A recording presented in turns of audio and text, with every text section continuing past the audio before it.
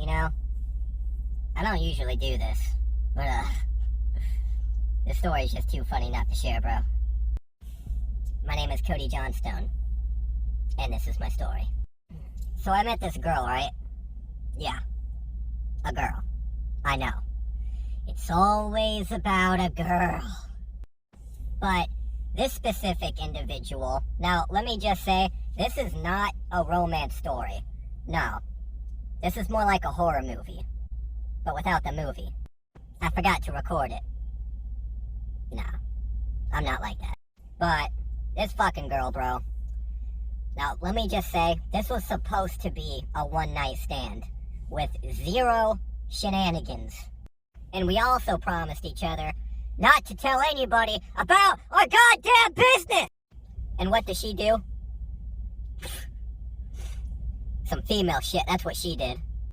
Well, technically she didn't specifically say what happened. She just told one of my coworkers that we almost fucked and that she backed out at the last second because I live with my mom. And yeah, I know. Everyone around the work area was getting suspicious of our activities. And, she didn't want her boyfriend finding out. And let me just say that I don't live with my mom. I think. My mom lives with me, aight? That's a big fucking difference. This fucking bitch, dude. So how we met, it was Saturday night at like 3 o'clock in the morning. It was right after our shift ended. I was walking outside to my car, you know, getting ready to leave.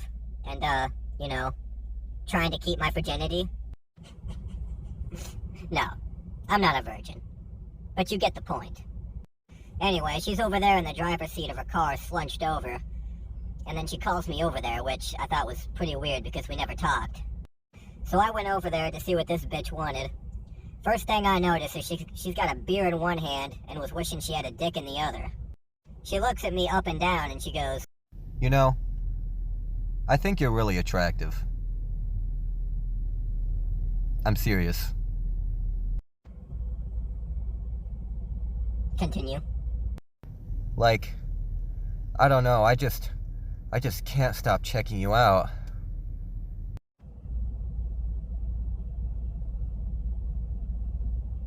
Now, if we were on the phone, I would have hung up on her ass, but we weren't, so let's just say that I was the bigger man, and I walked away. Yeah. And plus, I am a man with morals. Like, I'm not about to take advantage of some drunk girl. Not without being drunk. But honestly, I kind of felt bad because I feel like me walking away made her feel ugly and insecure, which definitely was not the case. I mean, she's a straight 9. I told my mom about the situation and my mom knew what to do. Yeah, she told me to go into work the next day and apologize to the girl that got drunk and hit on me in the parking lot. Yeah, you heard that right. Me. Apologizing. For her actions. Women, dude. So the next day I go into work and, you know, I do my thing. I go up to her and I'm like, "Listen, I apologize for being a dick last night. I was being a little gay." And she gave me this look, dude. Like, the look that any girlfriend would give you. Like, "Oh yeah, you know you fucked up." Women. But I guess she accepted my apology for being a piece of shit because she told me that she really did have a crush on me, that the alcohol just brought it out of her. Which does make sense now that I think about it, because pretty much anything I did around her, she just fucking laughed at. Which I think is odd because I'm not even that funny. But yeah, the conversation eventually led to me giving her a ride home because I guess her car broke down or some shit. Which I thought was pretty fucking hilarious because her car was parked right outside. In mint condition. Plus she drove it here. Doesn't take a freaking genius to figure that one out. I didn't figure it out. So I was in the middle of giving her a ride home and, I mean, our conversations, bro, they were on point. Like, they clicked like a damn mouse. And you know women and their guidelines and their rules. Like, if the convos bang, so can our genitals. But I didn't know that at the time.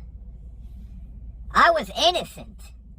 Anyway, she was giving directions to her house, and we were almost there. Thank God. But sometimes, man, shenanigans happen. She pulls out a motherfucking bottle of UV blue. Yeah. Alcohol. Bad decisions. Yeah, that girly shit. That tastes like your childhood when your mom force-fed you Pepto-Bismol when you were sick. She pulls it out and she says, You want to hang out for a little bit?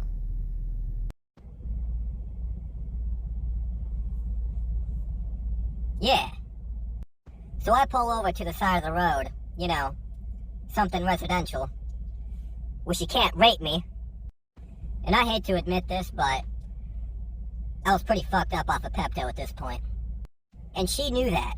And so she goes, I thought we were going to your house.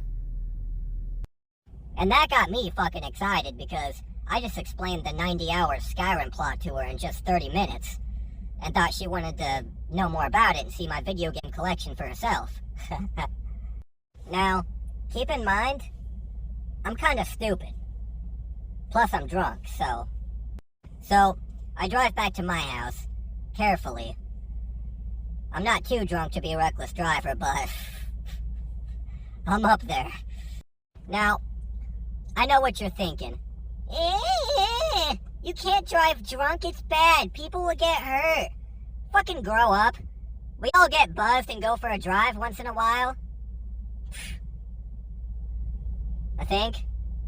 Anyways, we walk into my living room and we sit on the couch, and we take a couple more swigs off of Mama's medicine. That's when she noticed some of my video games sitting on the shelf. And then she says something like, You think you can show me your bedroom? I want to see more of your video game collection. as if she was reading my mind. And I hopped up off of that couch so goddamn quick, bro, like there was a party full of spiders under me. Man, I got so excited, bro. I was just thinking, like, man, she is gonna flip over my original Atari Nintendo 64. And Zelda! She was familiar with Zelda, because she was ignoring my other video games and she was throwing obstacles and hints at me and giving me the key to her pants. But I just wasn't getting it. But yeah, by now we're both sitting on my bed, pretty lit, drunk as fuck, me not realizing that she's more wet than Planet Camino off of Star Wars, and there I am, softer than Bill Cosby's dick in a room full of sober women. But then, she just comes out and says it. So you gonna take advantage of me? Or am I gonna take advantage of you?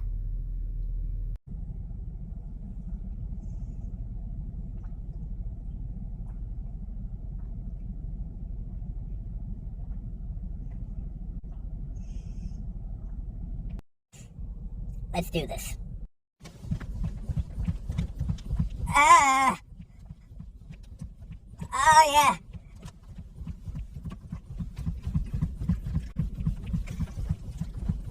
Right on. Tell me more about Skyrim. And as soon as I said, let's do this, she hopped on top of me, bro, like some kind of retarded gorilla. Now, I say gorilla, because it was then I realized that all she ever wanted was my banana. She's on top of me, half naked, and she says, I really like you. I said, I like you too, baby girl. Now, I know that seems kind of romantic, like Valentine's Day hearts everywhere, wine glasses, lit candles. No.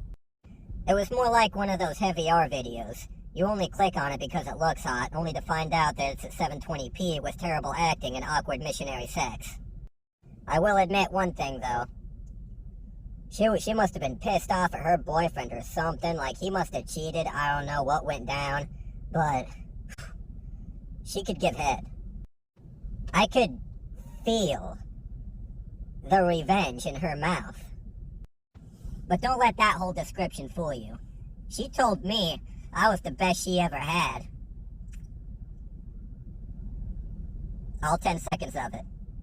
And obviously, I must have done something right in that 10-second time frame because we were sleeping together for a whole week after that. But the one good thing out of that whole deal was the Revenge of the Sith. And even that ended because her boyfriend got suspicious. Fucking asshole. But I guess her mentally abusive boyfriend knows my name, or that's the rumor anyway. And if that's true, then I'm not talking about it with him. No way. I mean, his name is Phil.